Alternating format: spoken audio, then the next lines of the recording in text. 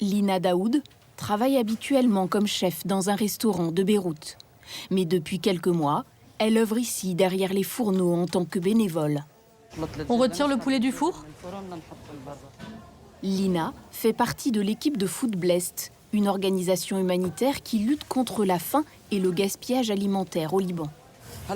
Aujourd'hui, on fait du poulet avec du riz. Je travaille avec Food Blessed depuis l'explosion. On nourrit les personnes qui sont dans le besoin.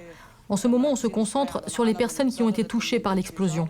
Ce matin, la chef doit préparer 600 repas qui seront distribués au plus vite à des personnes démunies. On essaie de préparer des repas équilibrés qui couvrent les besoins nutritionnels d'une personne. On donne de tout, de la salade, un dessert, des fruits. En fonction des dons que nous recevons, nous préparons des plats avec du poulet, de la viande rouge, du poisson ou des légumes avec du riz. Ça peut être aussi des légumineuses, si on n'a pas de poulet ou de viande. On fait en sorte que les bénéficiaires aient assez de protéines et que cela couvre leurs besoins nutritionnels. Avec la chef, ce sont en tout 100 bénévoles qui s'activent 6 jours par semaine dans ces cuisines, mises à disposition gratuitement par un grand hôtel de Beyrouth. À 17 ans, Ali est aussi bénévole. Il est en classe de terminale et a découvert l'organisation grâce aux réseaux sociaux. Le lycéen a tout de suite eu envie de donner de son temps en cuisine. Depuis mon premier jour avec Food Blessed, j'ai compris que ce que l'on faisait était important. Et ça m'a changé. D'abord, on voit toutes ces personnes qui aident leurs prochains. Cela fait grandir l'humanité qu'on porte en nous, et c'est quelque chose que peut-être je partagerai avec les autres. L'important, c'est d'aider les autres. C'est ce que l'on peut faire. À la tête de cette armée de combattants contre la faim, Maya Terro. Tu sais que je suis en direct sur Instagram, là ? La jeune femme de 35 ans lance l'organisation Food Blessed, qui signifie « bénie par la nourriture », il y a 8 ans. Beaucoup de nourriture est gaspillée partout dans le monde. Au Liban, 30% de ce que nous produisons finit à la poubelle. Donc je me suis dit, pourquoi ne pas utiliser ces aliments pour nourrir les personnes dans le besoin ? Ça n'avait pas de sens de voir toute cette nourriture gaspillée alors que de nombreuses personnes ne peuvent même pas prendre un repas par jour ou sont obligées d'aller faire les poubelles pour nourrir leur famille. Avec la crise économique au Liban depuis plus d'1 an, le nombre de personnes pauvres et en insécurité alimentaire explose. Il atteint 60% de la population. L'organisation doit donc augmenter ses capacités avec de plus en plus de repas. Ce qui lui permet de le faire, ce sont les dons financiers, mais aussi en produits frais, de la part de commerçants et de particuliers. Comme ici, lors de ce mariage.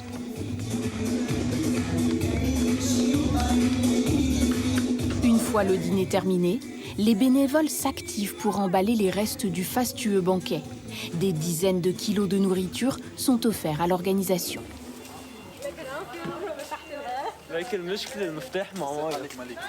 Retour en cuisine avec nos bénévoles, les 600 plateaux repas prennent forme. Des associations locales se chargent d'en distribuer une partie à des personnes démunies.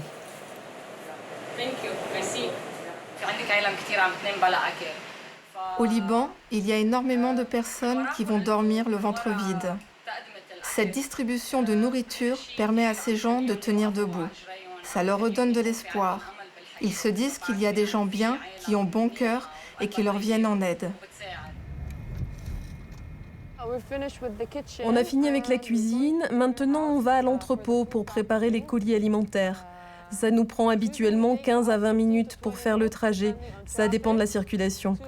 C'est là où l'on stocke tous les aliments que nous utilisons pour confectionner les colis.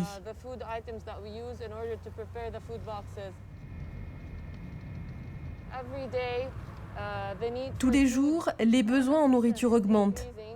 Beaucoup de Libanais sont sans emploi ou sans domicile. Certains n'ont pas de revenus stables, ou alors on ne leur paie que la moitié de leur salaire. Certains sont payés en livres libanaises et il leur est très difficile d'acheter les aliments de base car le taux d'inflation est très élevé. Les prix ont été multipliés par 7.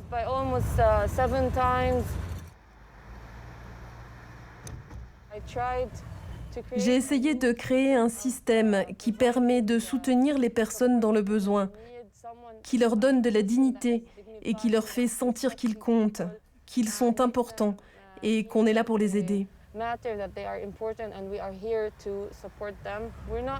Nous ne leur donnons pas que de la nourriture, on leur donne un peu de nous-mêmes, on partage notre amour avec eux. Un peu plus tard, à Sine El Fil, dans la banlieue de Beyrouth, Maya retrouve des bénévoles pour confectionner des colis alimentaires. Ils stockent des denrées non périssables dans cette galerie d'art fermée depuis la crise économique et mise à disposition de l'organisation par ses propriétaires. Des pâtes, du sel, du boulgour, du riz, des haricots, des lentilles. On a aussi ajouté ça, car ça devient très cher. Beaucoup de femmes ne peuvent pas se le permettre, donc on en met dans chaque colis et les retours sont très positifs.